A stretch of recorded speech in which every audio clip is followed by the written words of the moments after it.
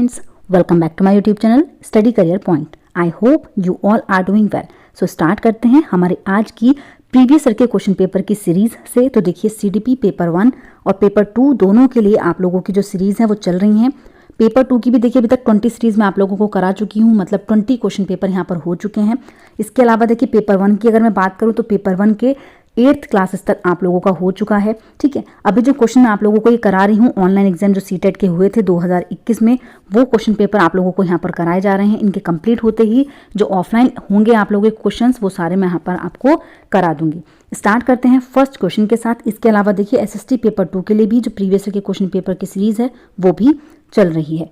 Start करते हैं। तो देखिए फर्स्ट क्वेश्चन यहाँ पर है, देखिए एक सांस्कृतिक विविधता वाले स्कूल में चौथी कक्षा के विद्यार्थी राज्य दिवस पर बिहू नृत्य प्रस्तुत करने की तैयारी कर रहे हैं। यह क्षेत्रीय पक्षपात घटाने में मददगार होगा और क्यों होगा, ये चीज़ पूछी गई है। तो देखिए बिहू नृत्य असम का नृत्य है, तो यहाँ पर देखिए अगर हम किसी और स्टेट का नृत्य कर रहे हैं तो उससे क्या बेनिफिट हो सकते हैं। तो देखिए फर्स्ट यहाँ पर दिया गया है, हाँ दूसरे जातीय क्षेत्रीय समूहों के लोगों से संबंध और सहयोग द्वारा, बिल्कुल सही बात है। देखिए यहाँ पर क्या होगा, संबंध मजबूत होंगे। हाँ अंतर्व्यक्तिक समझ और दृष्टिकोण की समझ बढ़ने से, ये भी बिल्कुल सही हो जाएगा। नहीं, यह विद्यार्थियों के दिमाग में भेद इंगित करेगा। देखिए भेद इंगित नहीं करेगा, क्योंकि हम किसी और जगह की संस्कृति को हमारे यहाँ पर कर रहे हैं तो वो क्या करता है, वो प्रोत्साहन देता है, ना कि भेदभाव पैदा करता है। नहीं, यह अपने और दूसरे समूह के प्रति प्रीति पात्रता को बढ़ावा देगा। तो देखिए ये पॉइंट भी यहाँ पर गलत हो जाएगा। फर्स्ट और सेकेंड पॉइंट यहाँ पर सही है, ऑप्शन नंबर 3 बिल्कुल सही होगा। नेक्स्ट क्वेश्चन देखते हैं। देखिए नेक्स्ट क्वेश्चन यहाँ पर है, अंकों और आकृतियों के स्थानिक विभेदन में कठिनाई निम्न में से किससे प्रत्यक्ष रूप से संबंधित है। तो देखिए गुणज वैकल्य से, अवधान न्यूनता, अतिक्रियाशीलता विकार, संवेदनात्मक बाधिता या फिर श्रवण बाधिता। तो देखिए यहाँ पर कौन सा पॉइंट सही हो जाएगा। तो देखिए जब बात करते हैं हम अंकों की, इसका मतलब किस चीज़ की, नंबर्स की, और शेप की बात हो रही है, मतलब कैलकुलेशन की बात हो रही है, तो यहाँ पर कौन सा सही हो जाएगा, डिसकैलकुलिया सही हो जाएगा। मैंने आप लोगों को बताया हुआ है। देखिए कैलकुलिया मतलब कैलकुलेशन से आप लोगों को याद रखना है कि प्रॉब्लम कहाँ पर है, गणित में प्रॉब्लम है। तो यहाँ पर फर्स्ट ऑप्शन बिल्कुल सही होगा। नेक्स्ट क्वेश्चन देखते हैं। देखिए जीन पियाजे के सिद्धांत के अनुसार अपने वातावरण से अनुकूलन की प्रक्रिया में क्या शामिल होता है। तो देखिए समावेशन होता है केवल, या फिर केवल समायोजन होता है। समावेशन और समायोजन दोनों होते हैं, या फिर ना तो समावेशन होता है और न ही समायोजन होता है। तो देखिए अनुकूलन की 2 प्रोसेस होते हैं, कौन कौन से, एक तो समावेशन होता है और दूसरा समायोजन होता है। तो यहाँ पर ऑप्शन नंबर 3 बिल्कुल सही होगा। नेक्स्ट क्वेश्चन देखते हैं। देखिए जीन पियाजे के संज्ञानात्मक विकास के सिद्धांत के अनुसार बच्चे किस चरण में सक्रियाओं को एक दिशीय तार्किक क्रम में सोचना शुरू कर देते हैं। देखिए सेंसरी गामक स्टेज की अगर हम लोग बात करें तो यहाँ पर बच्चे के अंदर वस्तु स्थायित्व का गुण आता है, बच्चे की सेंसेस डेवलप होती हैं। ठीक है, नेक्स्ट अगर हम देखें यहाँ पर पूर्व सक्रियात्मक अवस्था, तो देखिए यहाँ पर जो बच्चा है वो जीववादी सोच के साथ होता है। बच्चा जो है वो सजीव और निर्जीव में अंतर नहीं कर पाता। ठीक है, नेक्स्ट जो देखिए यहाँ पर है मूर्त सक्रियात्मक अवस्था। देखिए बच्चा यहाँ पर तार्किक क्रम में सिर्फ एक दिशा में सोच रहा है। अगर मल्टीपल डायरेक्शन में सोचता तो बच्चा औपचारिक अवस्था में होता, लेकिन सिर्फ एक दिशा में सोच रहा है तो यहाँ पर मूर्त सक्रियात्मक अवस्था में हो जाएगा। ऑप्शन नंबर 3 जो होगा यहाँ पर बिल्कुल सही होगा। नेक्स्ट क्वेश्चन देखते हैं। देखिए नेक्स्ट क्वेश्चन यहाँ पर है, एक संरचनावाद आधारित कक्षा उपागम में क्या शामिल होना चाहिए। फर्स्ट पॉइंट है उच्च अध्यापक शिक्षार्थी अनुपात होना, संसाधन युक्त और मुद्रक संपन्न वातावरण होना, विद्यार्थियों के बीच प्रतिस्पर्धा को बढ़ावा देना, या फिर चर्चा और वाद विवाद पर प्रतिबंध लगाना। तो देखिए कौन सा पॉइंट यहाँ पर सही हो जाएगा। तो देखिए जो संरचनावाद आधारित कक्षा होती है उसमें संसाधन युक्त और मुद्रक संपन्न वातावरण होना चाहिए। तो यहाँ पर ऑप्शन नंबर 2 जो है वो बिल्कुल सही होगा। नेक्स्ट क्वेश्चन देखते हैं। देखिए नेक्स्ट क्वेश्चन यहाँ पर है, अभिकथन ए दिया गया है, एक अध्यापिका को कक्षा में विभिन्न प्रकार की पठन सामग्री प्रदान करके एक मुद्रक प्रिंट समृद्ध वातावरण सृजित करना चाहिए। बिल्कुल सही पॉइंट है। तर्क दिया गया है, भाषा विकास वातावरणीय कारकों से प्रभावित नहीं होता। देखिए वातावरणीय कारकों से प्रभावित होता है भाषा विकास, और यहाँ पर दिया गया है नहीं होता। तो देखिए तर्क तो यहाँ पर गलत होगा। ए तो सही है लेकिन आर क्या है यहाँ पर गलत है। ऑप्शन नंबर 3 बिल्कुल सही हो जाएगा। नेक्स्ट क्वेश्चन देखते हैं। देखिए नेक्स्ट क्वेश्चन यहाँ पर है, विकास के संदर्भ में निम्न में से कौन सा कथन सही नहीं है। बच्चे अलग अलग दर से गति पर विकसित होते हैं, देखिए बिल्कुल सही पॉइंट है, बच्चे अलग अलग दर से विकसित होते हैं। विकास क्रमिक रूप से होता है, ये भी बिल्कुल सही है। विकास अपेक्षाकृत रूप से व्यवस्थित होता है, तो देखिए ये भी बिल्कुल सही है। नेगेटिव पूछा है तो देखिए विकास हमेशा अनिरंतर होता है, इरेगुलर होता है, डिसकॉन्टिन्यूस होता है, तो ये पॉइंट यहाँ पर नेगेटिव हो जाएगा। ऑप्शन नंबर 4 जो है वो बिल्कुल सही है। नेक्स्ट क्वेश्चन देखते हैं। देखिए नेक्स्ट यहाँ पर है, निम्न में से किस सिद्धांत के अनुसार संज्ञानात्मक विकास और अधिगम में संस्कृति की अहम भूमिका होती है। जीन पियाजे का संज्ञानात्मक विकास, देखिए संस्कृति की यहाँ पर बात हुई है, ठीक है, और कल्चर की बात कौन करते हैं, तो कौन करते हैं, लेव वाइगोत्स्की करते हैं अपनी थ्योरी सोशियो कल्चर थ्योरी में। तो यहाँ पर देखिए ऑप्शन नंबर 3 बिल्कुल सही हो जाएगा। नेक्स्ट क्वेश्चन देखते हैं। देखिए निम्न में से कौन सा केवल वंशानुगत कारकों से निर्धारित होता है। आंखों का रंग, समझ का स्तर, रुचि और भावनात्मक परिपक्वता। तो देखिए यहाँ पर पूछा गया है हेरिडिटी फैक्टर कौन सा है, तो देखिए हेरिडिटी फैक्टर कौन सा हो जाएगा, तो वो है हमारी आंखों का रंग, आंखों का जो कलर हो जाएगा वो हमारा हेरिडिटी फैक्टर हो जाएगा। जो समझ का स्तर होता है, रुचि होती है, ये भावनात्मक परिपक्वता होती है, इसमें वंशानुगत कारकों का महत्व नहीं है। देखिए केवल यहाँ पर ऑप्शन नंबर 1 सही होगा। नेक्स्ट क्वेश्चन देखते हैं। देखिए नेक्स्ट है, लॉरेंस कोलबर्ग के नैतिक तर्क सिद्धांत के अनुसार बच्चे किस चरण में विशेष रूप से और जानबूझकर इस तरीके से व्यवहार करते हैं जिससे माता पिता और अध्यापक सकारात्मक रूप से प्रभावित हों। तो देखिए फर्स्ट पॉइंट है सामाजिक अनुबंध अभिविन्यास, अच्छा लड़का अच्छी लड़की अभिविन्यास, कानून और व्यवस्था अभिविन्यास, या फिर दंड आज्ञाकारिता अभिविन्यास। तो देखिए कौन सा यहाँ पर सही हो जाएगा, तो देखिए यहाँ पर बोला गया है कि बच्चे विशेष रूप से और जानबूझकर इस तरीके से व्यवहार करते हैं जिससे माता पिता और अध्यापक पॉजिटिव तरीके से क्या हों, प्रभावित हों। तो यहाँ पर बच्चा अच्छा लड़की और अच्छा लड़का बनने की कोशिश कर रहा है। ऑप्शन नंबर 2 बिल्कुल सही है। नेक्स्ट क्वेश्चन देखते हैं। देखिए बाल्यावस्था का शुरुआती दौर भावनात्मक विकास के लिए एक काल होता है। कैसा, संवेदनशील होता है, सुस्त होता है, निष्क्रिय होता है, या फिर परेशानीदायक होता है। तो देखिए बाल्यावस्था का जो शुरुआती दौर होता है वो सेंसिटिव पीरियड कहा जाता है, संवेदनशील काल होता है। तो यहाँ पर ऑप्शन नंबर 1 बिल्कुल सही हो जाएगा। नेक्स्ट क्वेश्चन देखते हैं। देखिए समालोचनात्मक सोच के संदर्भ में निम्न में से कौन सा कथन सही है। समालोचनात्मक सोच मुख्यतः रटकर याद करने से विकसित होती है। देखिए बिल्कुल गलत है। अधिगम प्रक्रिया में समालोचनात्मक सोच अर्थहीन है, देखिए मीनिंगफुल होती है ना कि मीनिंगलेस होती है। समालोचनात्मक सोच संज्ञानात्मक विकास में बाधक है, तो देखिए ये भी यहाँ पर गलत होगा, बाधक नहीं होती है।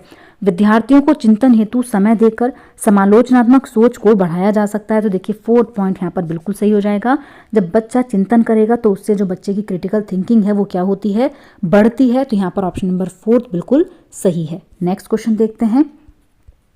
देखिए नेक्स्ट यहाँ पर है, लेव वाइगोत्स्की ने संज्ञानात्मक विकास प्रक्रिया में किसकी अहम भूमिका मानी है। सामाजिक संपर्कता की, कंठस्थ स्मरण की बात नहीं करते हैं लेव वाइगोत्स्की, ना ही विलंबित नकल की करते हैं और ना ही जैविक परिपक्वता की करते हैं, बल्कि क्या हो जाएगा यहाँ पर सामाजिक संपर्कता जो है वो बिल्कुल सही है। नेक्स्ट क्वेश्चन देखते हैं।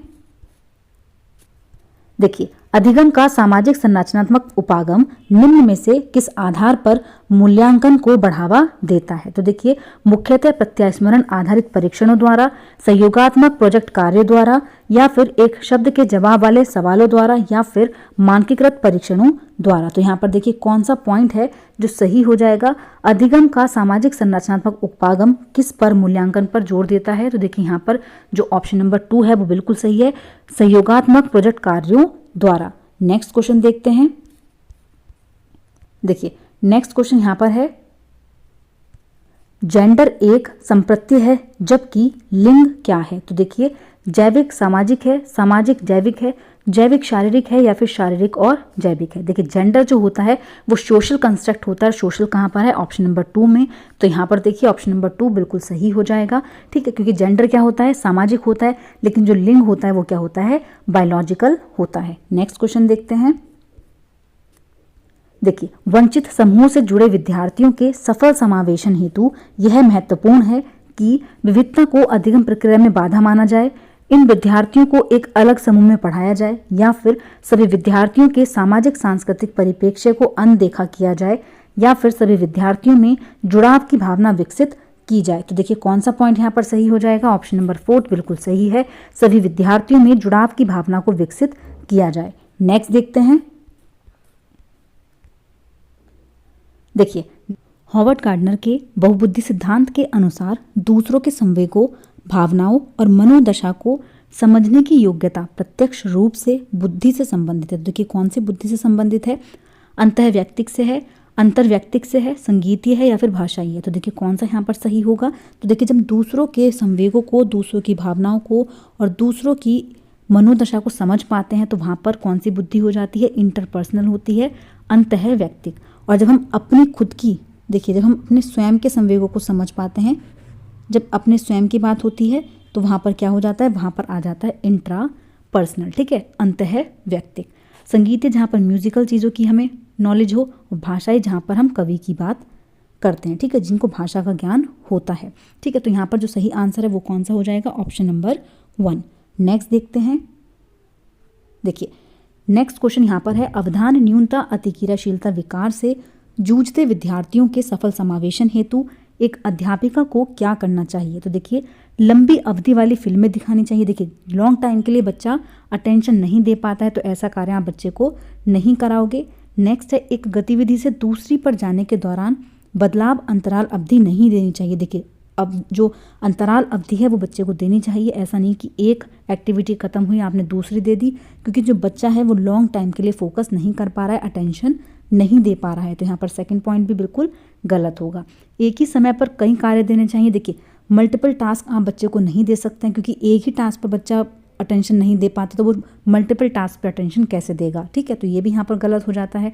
कार्यपत्र को छोटे छोटे खंडों में बांट कर देना। देखिए, प्रॉब्लम को आप जितना छोटे छोटे हिस्सों में बांट के बच्चे को दोगे वो उसके लिए यूजफुल होगा। तो यहाँ पर ऑप्शन नंबर 4 बिल्कुल सही हो जाएगा।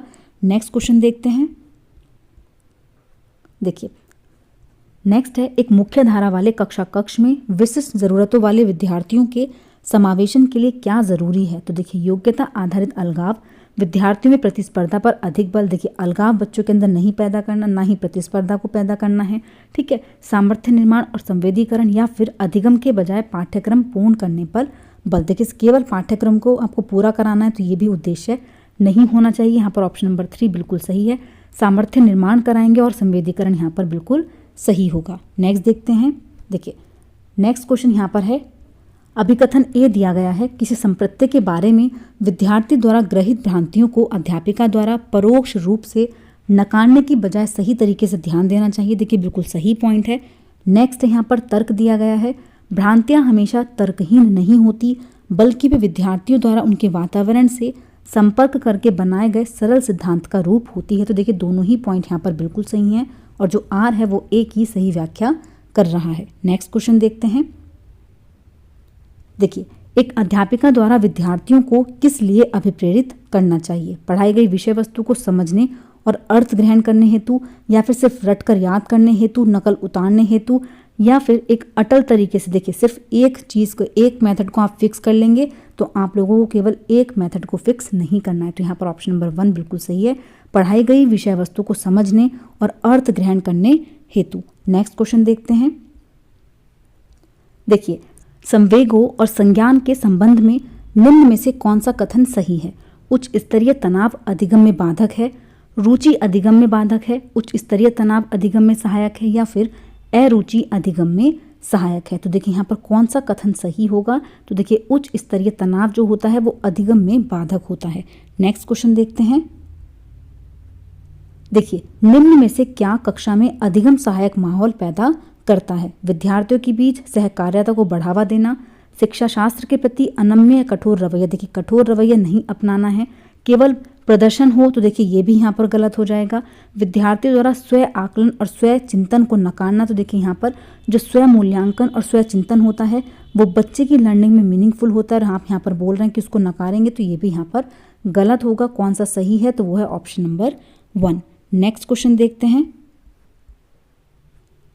देखिए, निम्न में से कौन सा समस्या समाधान प्रक्रिया में बाधक है? देखिए, बाधक पूछा गया है। अनुरूपकों का इस्तेमाल, एनालॉजीज का इस्तेमाल करेंगे, बिल्कुल सही हो जाएगा।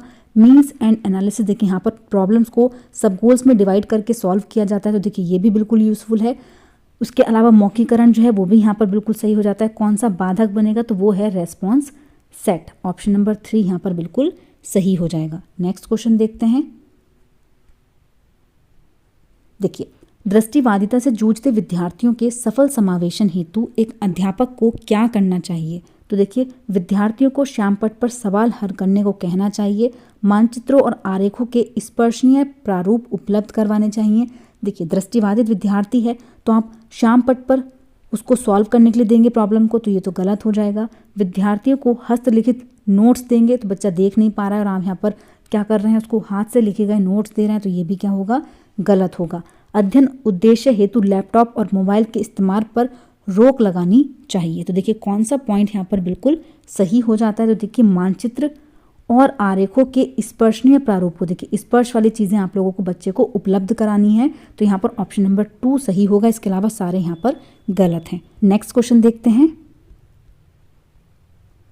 देखिए, निम्न में से कौन सा प्रभावशाली और अर्थपूर्ण अधिगम में मदद करता है? मानकीकृत पाठ्यक्रम तो नहीं करता, न ही परीक्षा केंद्रित, ठीक है, अनम्य समय सारणी या फिर अधिगमकर्ता केंद्रित शिक्षा शास्त्र। तो देखिए, जहाँ पर लर्नर को सेंटर में रखा जाता है वो चीज़ क्या हो जाती है, पॉजिटिव हो जाती है। ऑप्शन नंबर 4 यहाँ पर बिल्कुल सही हो जाएगा। नेक्स्ट क्वेश्चन देखते हैं।